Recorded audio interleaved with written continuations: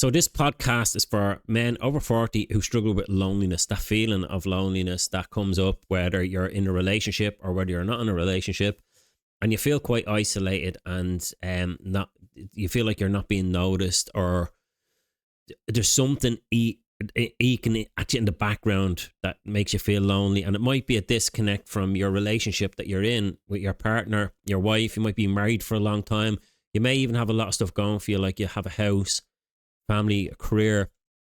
But for some reason, there's this quiet loneliness that's hanging out in the background. And I hear this a lot from men. And I'm going to be covering these particular main things that keep coming up is loneliness, shame and regret. So we're going to do this podcast and we're going to focus in around the concept of loneliness and how to get you to let go of the concept of it so that you don't have to fight it all the time and you're not trying to fix it, because sometimes fixing it becomes part of the problem when you're trying to figure it out, because a lot of the time when you're trying to figure it out, you come up with answers and that's not always helpful. So I'm going to get you to try and look at life differently so that you're doing less and you're just showing up as your best self, being at peace inside of yourself, having a good relationship with yourself. So you'll never be lonely if you have a good relationship with yourself, and leading the way, being able to be that guy, that man that is able to, help somebody else feel good by going first. So in order to help other people to feel better, guess who has to go there first? It's you. So I'm going to help you to get to be that man that's able to help yourself to be in a good place and not need anybody, so that you'll never feel lonely. You can still have people around, but you're not going to be needy. You're not going to outsource your happiness to other people if they're not giving you enough attention or they're not recognizing what you're doing. Or maybe there's just something there that's eking in the background that's holding you back.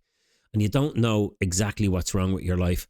Your wife, your kids, they're all there. They say they love you, but you just don't feel it. There's a spark gone and you've lost your kind of mojo in life.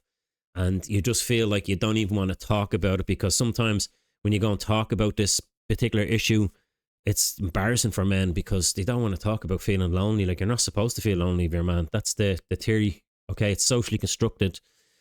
But everybody experiences this feeling.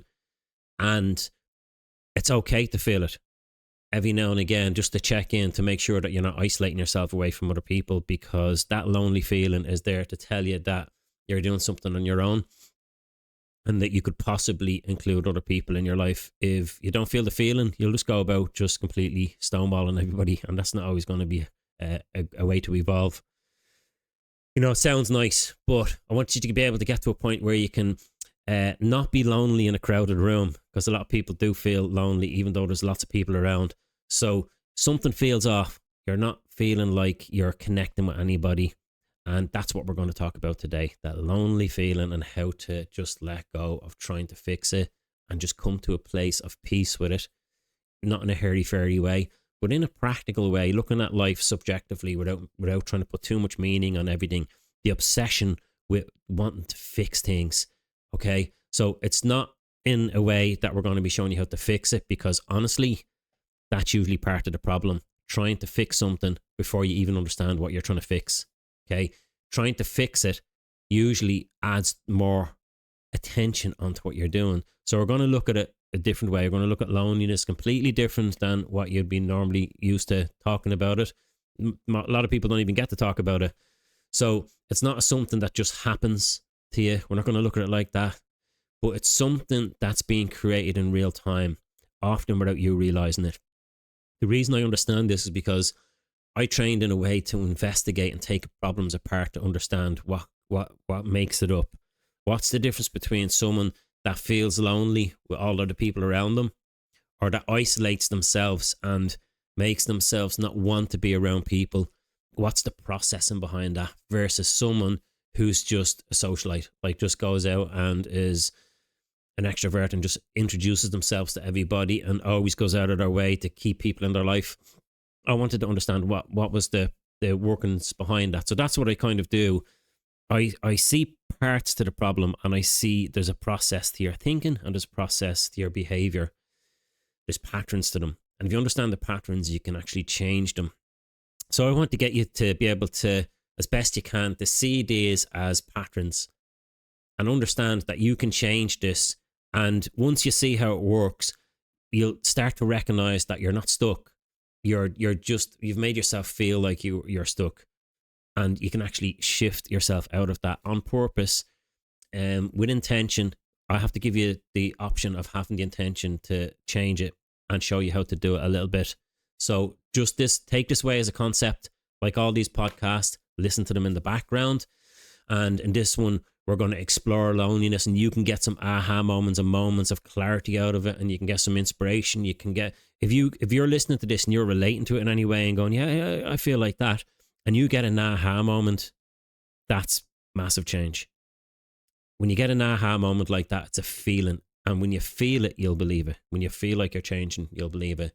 When you go for help in therapy, and what I notice with a lot of men is they feel embarrassed when they get there. They feel like the person that's talking to them doesn't understand what's going on. And if you have that feeling going on while you're trying to change, it's going to cause problems, okay? Being lonely is not about being physically alone, because there's lots of people around in the world. Like there's 7 billion people. Maybe there's 8 billion at this stage. But there's around 7 to 8 billion people on the planet. And it's impossible to be physically alone. And even if you're at home and you're around people, there's always people around. There's something about your perception that's working against you. And you're building a reality that is a process of exclusion. You're making your world so small that you have to make yourself believe that there's nobody else in your life that's noticing what you're doing. Now, if you're doing that process, it's a good way to feel shit. If you really want to make yourself feel shit, and you look at that as a process, that would be a really good way to make yourself feel bad. Most people aren't doing it intentionally. You know, you can be in a house full of people and still feel completely unseen. Now, I'm curious about that process when someone explains it to me. I'm really curious about how do they make themselves believe that their world is that small when I know it's not. It can never be. How are they making themselves believe that nobody else exists and that they are alone? And people might be able to answer that question to have this issue, because you're gonna have yeah buts. Paul, you don't understand. I'm going through this thing. My wife ignores me. I'm completely like invisible. I try talking to her. She doesn't listen. I know people are going to say that. The question here is, are you really alone, or do you just feel alone? Because if you're feeling alone, but you're not really alone, I want to know how are you making sense of what's going on?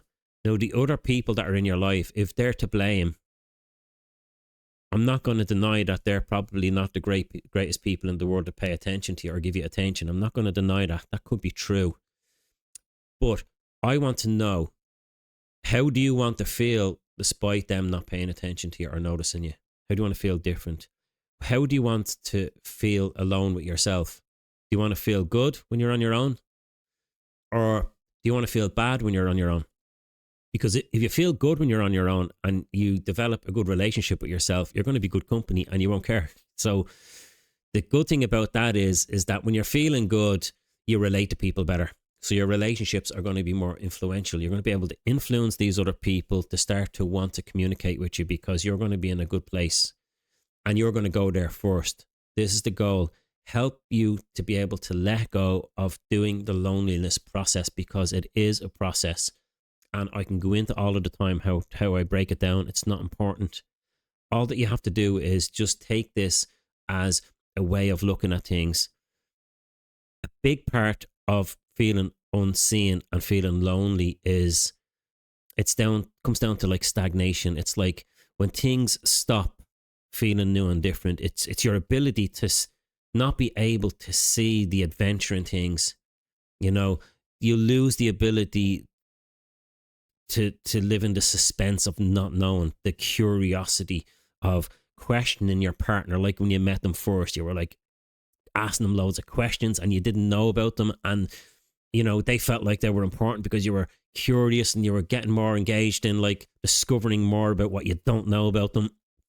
And they would do the same to you. They'd ask you more questions and they want to know what you did during your day. And all of a sudden, if you look how relationships fall, usually the two people in the relationship get to the point where they think they know each other and they stop asking questions. And that's when the other person, both people, if there's two of them involved in this, they feel unseen and they feel like they're not recognized and they don't feel like they're important anymore. And they start to lose interest in the other person because now the other person doesn't see them as interesting because they don't ask them any questions. Because when you're in a relationship that long, you think you know the other person. But if you take this into consideration, you can never know them because there's more that you don't know about them than you could ever know about them at any given time. The only thing is you forget to check in. And usually people check in when it's too late because the other person leaves them. And then they go, I never thought that would happen. I thought I knew them. I didn't think they would do that to me. Well, maybe if you had checked in and asked them a few questions, they might have told you, like, no, I'm not okay. Like, are you okay? Is everything okay between us? And they might turn around and go, actually, it's not. I feel like, you don't pay attention to me anymore. You don't give me enough attention. And if you can have that conversation without getting into a conflict, it can be very productive. You can start to do it. So the goal of this is to get you to be able to be the person that makes other people not feel lonely and apply those same rules to yourself. And then people will just want to be around you and they will notice you. But if you're feeling lonely, I don't know if you've ever spent time with someone that feels lonely. They're never really there. They're never really present. They're always in their head thinking about how lonely they are. And it can be a very uncomfortable conversation or situation to be in. So when things stop feeling new and everything becomes predictable and you think you know the other person, the world starts to feel smaller and your world gets so small that you think that there's not 8 billion people on the planet. In fact, even if you've got 20 people around you or 10 or 5, it still feels like it's the smallest world in the universe and that you're the only one there. And all these other people are there and you just couldn't care whether you're seeing them or not because they don't really add value to your life. And you just feel this uncomfortable, lonely feeling. And at the start of a relationship, everything feels fresh. There's curiosity, there's engagement, there's energy, there's learning about each other. But over time, we stop noticing the other person and we assume that we know that person, whether it's a partner, whether it's a friend, whether it's just other people. And we assume that we know about our own lives. We stop being curious about ourselves in a positive way. We stop thinking about what is possible. What can I do that's good? What are my strengths? Instead, you kind of turn it around and start to kind of look for your weaknesses. So if you lose the curiosity and the ability to be curious in a positive way in any area of your life, it will cause problems. When you stop paying attention to what's new and different, you get depressed. Because if there's no novelty and adventure in your life, that's when things start to feel stuck. And here's the kicker. It feels like things are not changing. And it feels like you're stuck. But the world is changing. You are changing. Change is a process, not an event. You are changing all the time. But most people feel like they're stuck and they're not changing. And I'm always curious, how are they making it seem like they're not changing in the way that they want? How does a person feel like their relationship is not changing when all they are is changing? Everything is changing all the time. If you can stop change happening, I'd be impressed because your relationship is changing. The question is, are you aware that it's changing in the wrong direction? Is it changing in a good direction or is it changing in a bad direction? Most people are just not aware that it is changing all the time, but it feels like it's stuck. If you don't see it, if you don't engage in it, it feels like nothing is changing. But I'm going to help you to get to a perspective through all these podcasts that you can look at life subjectively and realize it's a big process. Everything is changing all the time and you're changing. The way you look at things is changing and you're processing it. And life is a process. Your relationship is a process and it's moving. So it's not a relationship. People come to me and say, I'm in this relationship. You're not in a relationship. You're in the process of relating to a person. It's a process. It's not a thing. I'm in this relationship and I can't get out. It's almost like you're trapped in this prison or a ship or something and you can't get out of it. It's like, I can't get out of this thing. What, do I stay in it or do I get out of it? It's a process. And if you turn it back into a process and you start to become aware of, if I said, how would you like to be relating instead? How had you been relating to your partner? Well, I haven't been relating at all. So how would you like to be relating? I'd like to be relating in a more positive way. And what would we need to do in order to make you have you be able to do that? And it's just as simple as adding a little bit of curiosity to your relationship, a little bit of novelty, and a little bit of adventure. Because if you're not engaged in that idea, it feels like nothing is changing. And that's where loneliness creeps in. It feels like your world is so small, and it feels like that there's nobody around, and it's a process. And I understand the process. I can interrupt the process.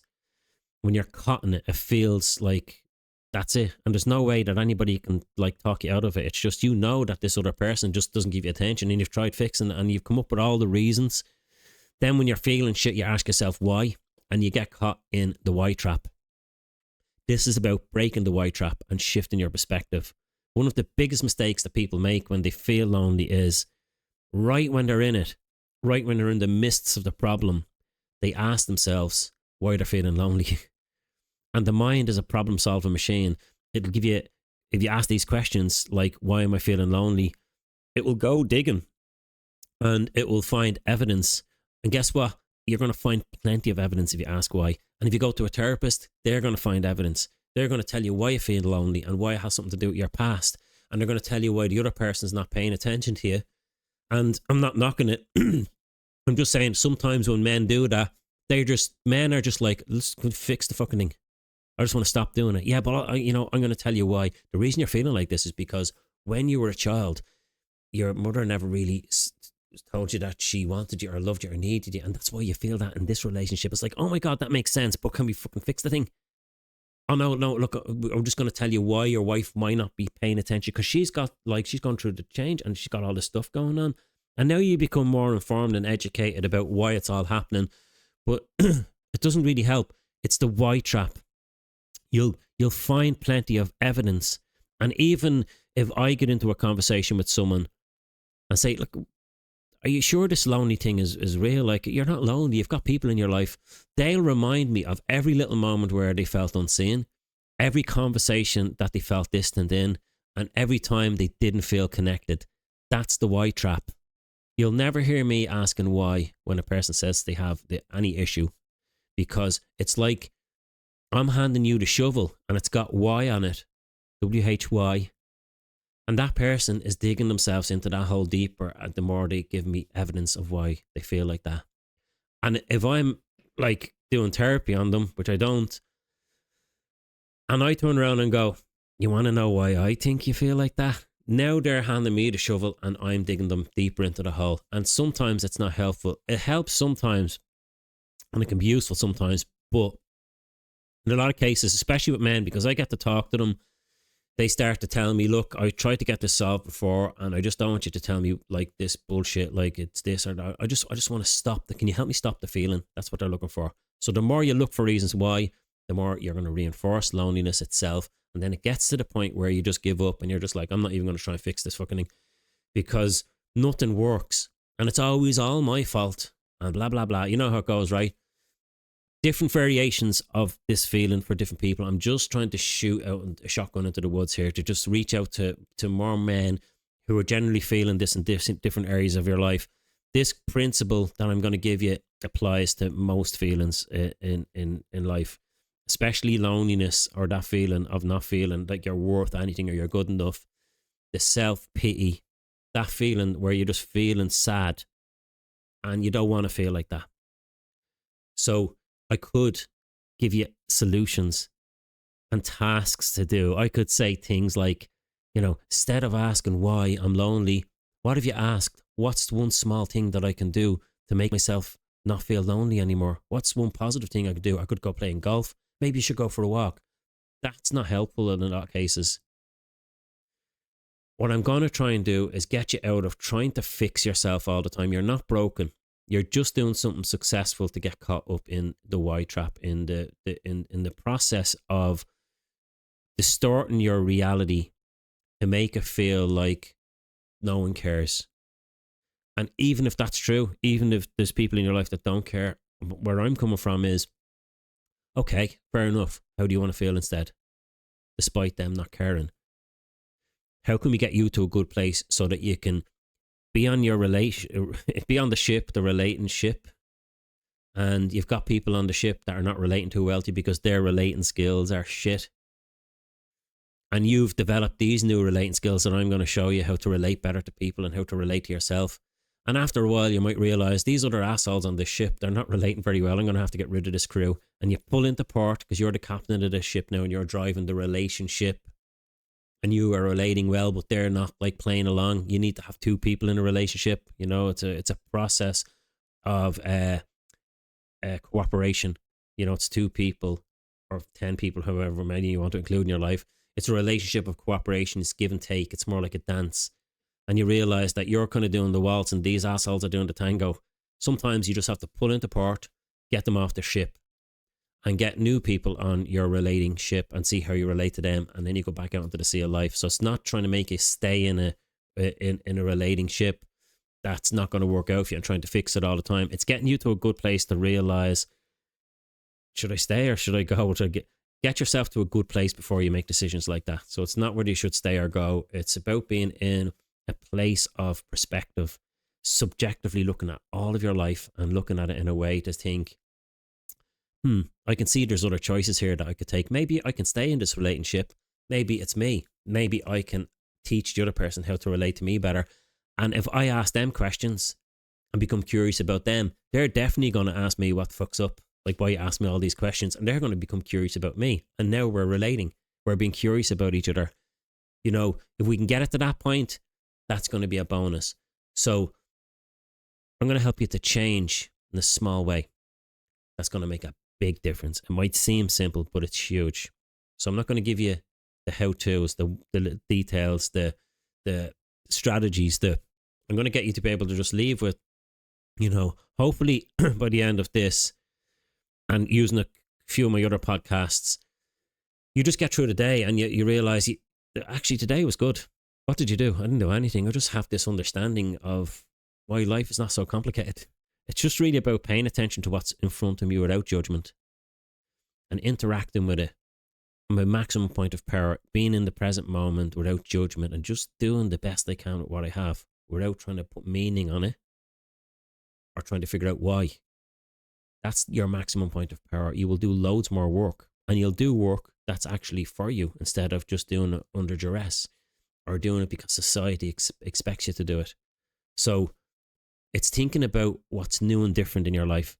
What's new and different about the other person and becoming curious like a 4-year-old. If you lose that curiosity and you lose that adventure, life becomes really boring and depressing. So what's new and different about people?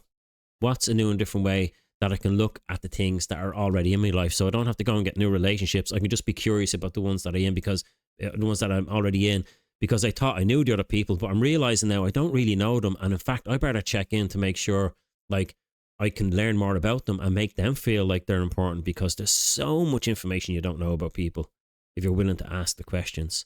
So the question is, how can I look at my partner or my routine, whatever it is, or my world in a way that I haven't before? If I change that, surely things will change. And I won't have to fight life every day. I won't have to force myself to do it. You know, this isn't about forcing yourself to be grateful or pretending things are different than they are. It's not about coping. It's about shifting what you notice, because novelty and paying attention to new and different things in your life, paying attention to what's fresh, changes how your brain works and how you engage with life. And it's not just me saying it. Science, the science behind loneliness and the science behind what you pay attention to isn't just a philosophy. There's actual science behind it. If you want to go look at it, I'm going to give you a name of a book that's a great book that you can read, an easy book to read. You read it in a day, but it'll blow your mind. It's backed by science, and this woman is incredible. And she's done incredible experiments with people that actually slow down the aging process in a massive, significant way. And when you read it, if I told you, it would be hard to digest, because the results that she got in that study were documented, and it was done in Harvard, and it was documented by scientists and doctors, and it's hard to digest. You just have to read it. I don't want to go too much into it and give it away, but I'll give you the name of the book. Dopamine is the thing that keeps us engaged and excited and connected. And guess what? Dopamine loves. It loves novelty. It loves curiosity. It loves adventure. It loves new and different. Novelty and dopamine work together. But dopamine doesn't like certainty, and it doesn't like routine, and it doesn't like what we call old. It likes new and different, and it likes adventure. And it likes uncertainty, because uncertainty is possibility. Dopamine loves that stuff. But if you stay in certainty and you think you know everything, you're just going to lose that sense of dopamine, because your dopamine doesn't hang out in certainty. It doesn't hang out in what you know. It really is, it's injected into your body when you start to discover new things, when you're growing and evolving.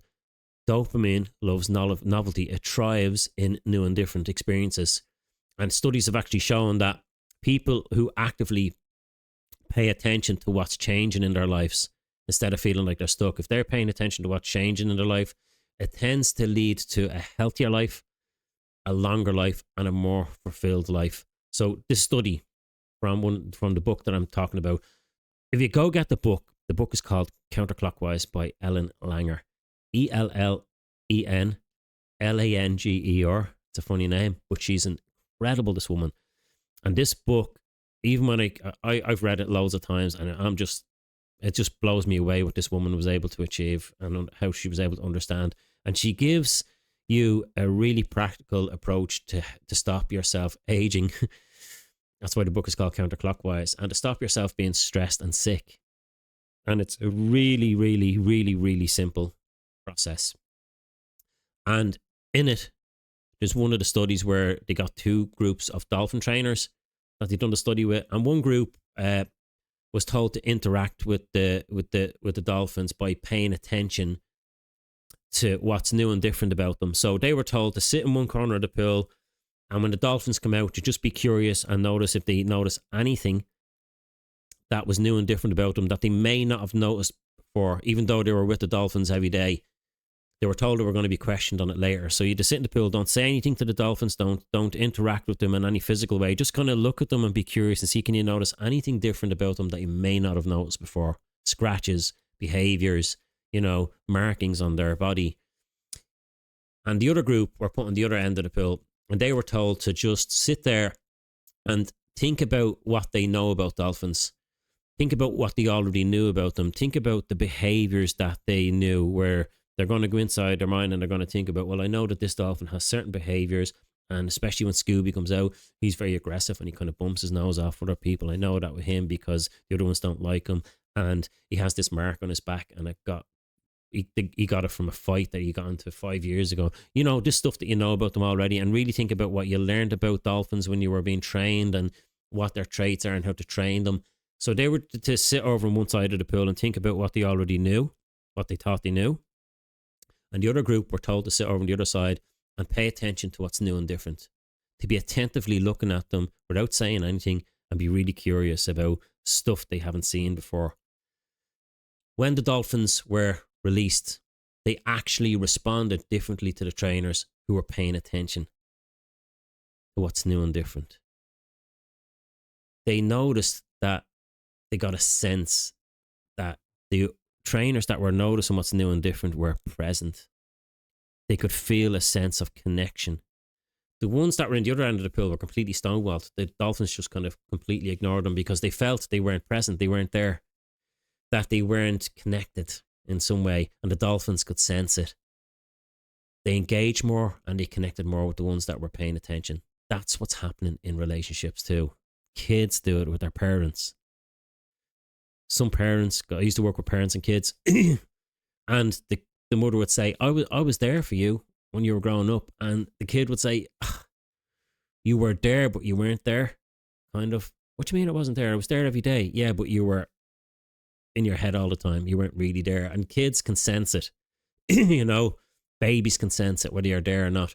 And in relationships, your partner can sense whether you're there or whether you're in your head thinking about being lonely while there's someone in the room. I don't know if you've ever spent time with someone that feels lonely. They're never really there. They're always miles away somewhere else in their head. So I don't want you to be that lonely guy that's doing that process in your mind. People will pick it up if you change. They'll get a sense that you're more present. There's something about somebody that's present. And when you're paying attention and you're curious about what you don't know about the person, they pick that up. And all of a sudden, they'll be curious about what you're curious about. And now you start relating better. So when you stop seeing what's fresh in your partner or in the people that are in your life where you feel like you're lonely, if you're in work, if you're going into a company and you feel like no one's paying attention to you, when you stop seeing what's fresh in your partners or your relationships or your work colleagues or in your life in general, things start to feel distant. And all of a sudden you'll start to drift away into your mind and you'll start to build a smaller world. And then you'll get caught in the why trap and you're in there with the shovel going, why? And your mind is going to go, you want to know why? Because you're not good enough. Because nobody likes you. Maybe this is the wrong job for you. Maybe this relationship is never going to work. Your mind's going to go off on an adventure trying to find out reasons why. And it's going to come back with some good stuff. So stop asking yourself why. I'm going to get you to be able to just let go of trying to figure all of this out. Because when you're actively looking for something new and different in people that you know already for years, you reconnect with them. You can be curious about them. You know, you can look at them and you can ask yourself, what is it that I don't know about this person? And you can start to get real creative. It's going to be weird at the beginning. And if you feel weird at the beginning, it just means it's unfamiliar. If you feel an unfamiliar feeling, it's a good thing because it means you're changing. So anytime you feel anything weird and different, that means something new is happening. And that means on the other side of that new and different feeling is something called automatic. Automatically just being curious about other people. So if you feel like it's uncomfortable, uncomfortable means that you're transitioning from one experience to a new experience, which is good because that's called novelty and it's called adventure and it's called new and different. And you know what dopamine loves? Novelty. If you stick a bad label on it and say it's uncomfortable, your mind's not going to understand what to do with it. But if you know that you're feeling that feeling and all of a sudden you're getting this kind of buzz where you feel a little bit of dopamine kicking in and you feel like something's changing, you are, because that's what that feeling is. So that feeling can be good. So a different way to approach loneliness. That's what I want you to consider. Read the book Counterclockwise. And Eleanor Langer's process that she teaches people. And I used to get people to do this, and I done it myself. And I used to get people to do it for 5 minutes a day, which is not a lot, but it's difficult because it turned out that even in the study that they done in Counterclockwise, they realized that most people found it difficult staying present for a prolonged period of times. Most people in the Western world, most people had a difficulty staying present for any prolonged period of time. So the task she used to give them was, I want you to notice what's new and different. Looking at things in your environment that you didn't notice before, actively doing it on purpose, trained your mind to open up new neural pathways. But what happened most people was, it was so unfamiliar that they just kept drifting back inside their mind again and they go off into thinking, overthinking. And it's the new addiction now, thinking. It's like, it used to be drinking in Ireland, but now it's thinking. So people are thinkaholics instead of alcoholics. And it's become trendy. It's like, what am I thinking about? What am I feeling? And people are kind of caught inside their head all of the time. So if you're feeling that unfamiliar feeling, something new is happening. Eleanor Lang would walk in here and she'd say, you know what, do you want a technique for those guys to do? I say, yeah, Ellen, give me something for these guys to do when they leave. I know they want to take away something. Well, first she'd say, buy our book. And I would recommend, best thing you'll ever buy. It's something that I absolutely love reading. And I've read it so many times. It still blows my mind. She would say, when you leave this audio, or even as you're listening to it, as you're actively going around, be curious and notice if you notice anything new and different in the room that you're in that you may have not noticed before. Actively doing that was enough to train your attention to be curious without judgment. And when you're driving along, can you notice things you didn't notice before? You ever notice when you're driving by somewhere and someone goes, look at those apartment blocks. Where did they come from? You're like, what the fuck? I didn't see them. Because you weren't looking, you were just caught in your head driving along. And if you're actively out just looking to see if you notice new and different and going, oh my God, I didn't notice that before. Even in your own garden, you'll notice things that weren't there before. They were there, but you didn't notice them. And I've had that experience where I seen a fucking tree when I was training to do this myself. I was reading the book and I was going, I'm gonna apply that. 5 minutes a day, I'm gonna do it for 20. It was difficult to do it for 5 minutes, never mind 20, because my mind kept drifting off. So I'd sit in the garden and I'd look around, and I've actively noticed if I could see something new and different and be a curious child with curiosity and adventure, without judgment, without putting meaning on it. See, could I notice anything new and different? And I remember saying to Lindsay, that tree with the purple leaves on it, was that always there, purple? I never noticed it before. She's like, yeah, that's there forever. Like, it's like, I was sitting there thinking, I genuinely didn't notice that. Where have I been? And there was something so obvious. And even to this day, when I look at that tree, I was like, I remember that I didn't even notice that tree for so many years. It was there, but I didn't actively go and look for what was new and different. So your world can become quite distorted, and your mind is deleting and distorting information all the time. And it's only allowing in, filtering in information that's aligned with your beliefs. So if you believe that everybody's out to get you, guess what your mind's going to distort? It's going to delete all the people that aren't out to get you. And it's going to start searching and sorting for information that aligns with that belief. That's what your mind is doing all the time. So when you're actively doing this, looking for new and different without judgment, your mind is sorting for information. It's looking for novelty, and it's looking for new and different. And then it becomes quite addictive. It's kind of like you do become like a curious child. And even like being curious about the things that you already have. How can I look at this phone in a new and different way? I was full of novelty when I got it first. It was great. And, you know, I was like, and then after like 10 minutes or 2 days, it's like, it's just old. So getting something old that you already have, and that might be in your partner, and looking at this a new and different way and starting to create value in it, and looking at it going, you know what, this is not bad. It's actually a good phone because I can get on the internet, and I can get an AI, and I can do all this stuff in it, and I can go on YouTube, and that's great. It's like, it's really powerful. It's fast. It's not even that slow. Like, and if you looked at me from across the room, you'd be like, that guy's over there having a party in his head. He's really enjoying whatever's on that phone. And it could be just a phone that I'm looking at and not what's on it.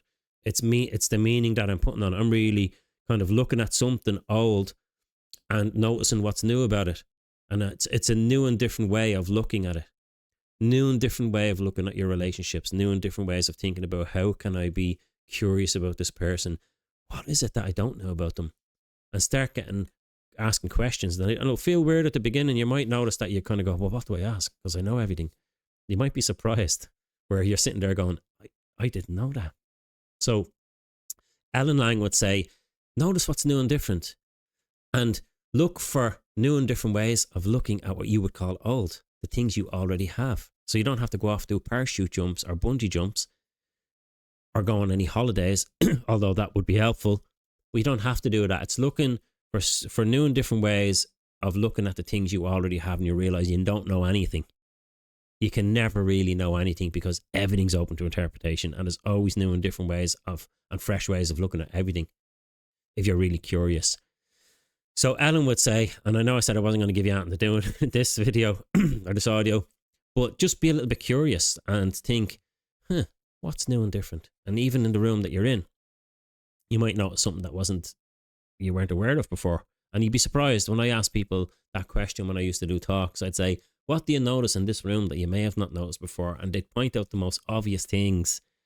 You know, someone even pointed up at the projector that I was using to project the presentation onto the screen. And someone went, oh, that projector up there, I didn't notice that. And I was like, but it's projecting but I was only looking around and we didn't notice it. And there was a statue of Mother Mary over in the corner for some reason. And about 10 people noticed the statue that was standing there looking at everybody, and no one noticed it until they started being curious and looking and going, I didn't see that statue over there. It's like, really? That's the most obvious thing when you walk into the room. So you'd be surprised of what you can see when you start getting curious and you start looking for new and different ways of looking at what you've already got. And then when you become that curious, life becomes more adventurous and you're less likely to feel lonely if you become curious about everybody else. I'm not saying that it's a cure-all for everything. It's kind of like putting your foot in the door. It's enough time to get your foot in the door and keep the door open to start to move things in a much better direction. Take this as a concept. Get the book if you want. Read the book. You'll be mind blown by the studies that were done in that reverse the people's age. They reverse their age. That's why it's called counterclockwise. And increased people's vision. Old people. They've done all these tests on old people and how they done one test on old people and they lived longer than the people that didn't do the task they were given. Not going to give too much away because it just start, I'll just start rambling. So as best you can, just if you're feeling that quiet feeling creeping in, that loneliness, just think, am I stuck in the white trap? Am I actually paying attention to what's new and different? Or am I just, stressed and trying to make decisions based on how I'm feeling? Am I just, I'm just going to shut up and I'm just going to be curious about life? I'm not going to say anything. I'm just going to observe and see, can I notice anything new? In fact, I'm going to walk right in there to my partner. I'm going to ask her a question I didn't ask her before. And it's going to be in a positive attitude. And it's going to be curiosity to see what her strengths are. And, what's positive about her, what she likes. And I know what, I'm going to do the same to myself. I'm going to be curious about myself. And I'm going to be curious about, what are my strengths? What am I good at? What do I like?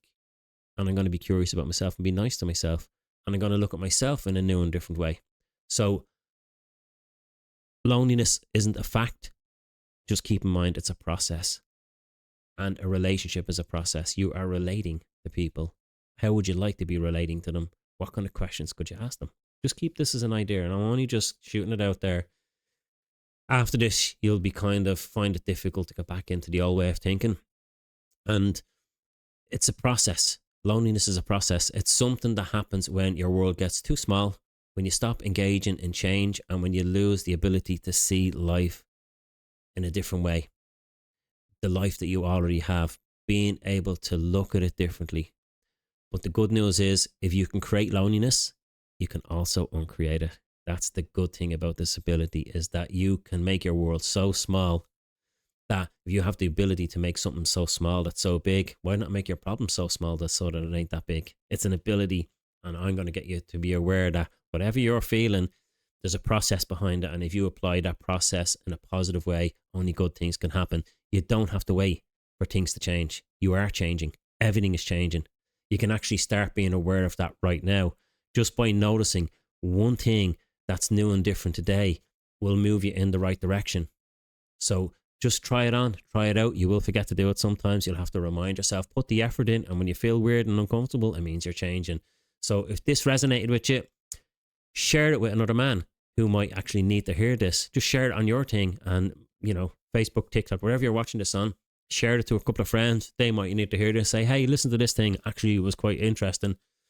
And if you want to be part of a conversation with other men going through things, join the community. I'm going to put a link under these videos. It might not be there right now, but check in on all my videos every now and again. And eventually, you're going to see a community pop up. That's going to be on my website. It's not too easy to set up a community on Facebook because a lot of people don't like Facebook. Some people don't like TikTok and some people don't like Twitter. So it's very hard to get everybody to be able to access a community where they all agree that the platform is a good platform. So it's just a nightmare to do it that way. So I have a community on my website, a private community, and I'm working with a group of men from a company inside of that community. So I'm moving them into a room. It's a private room because they've been with me for a while. And they're much further ahead than most people, and their conversations are just quite neutral because they're in a good place. And what I've learned from them, I'm going to help apply this to this free community that I'm going to create from these videos and these podcasts, where I'm going to try and help you to get into the community. And it's going to be on my website. We're going to say, go in, fill in your email, and you're going to be able to log into a community on your computer or your phone. And in there is going to be other men that are struggling with issues, and they can talk about them if they want. If they don't want to talk about them, they can stay private. You can make up a name. It's very non-intrusive, and I want to keep people's information private. I don't mention people's names. I try and keep my clients. This is it. Mental health is a stigma, and I don't want to be putting people out there that don't want to share their story because they might fear that other people might judge them. So in the community, you can say what you want. You can ask questions. You can communicate with the other men. Or you can just ask me questions, or you can just sit in the background. I'll cover all of the new information that comes in. I'll share my stories. I'm going to go live. You can ask me questions live. I'll be covering topics. I have an infinite way of talking about this, but it's all going to be leading towards the same place. Is a state of just peace and quiet in your mind. And you don't have to figure out this alone. So watch out for the community. Watch out for all my other podcasts and videos that I'm going to be doing. The next one is going to be around regret, and then we're going to do one around shame. And it's going to be pretty much a kind of a way of loosening up your feelings about that stuff. And some men, might relate better to the shame one, and some men might relate better to the regret one, and some men might relate better to the loneliness one, or some men might actually relate to all of them. Whoever you are, thank you for watching. And I'm Paul Campbell, and this is called the Paul Campbell Podcast. And I look forward to doing the next one for you and sharing some more insight and helping to change the world one mind at a time.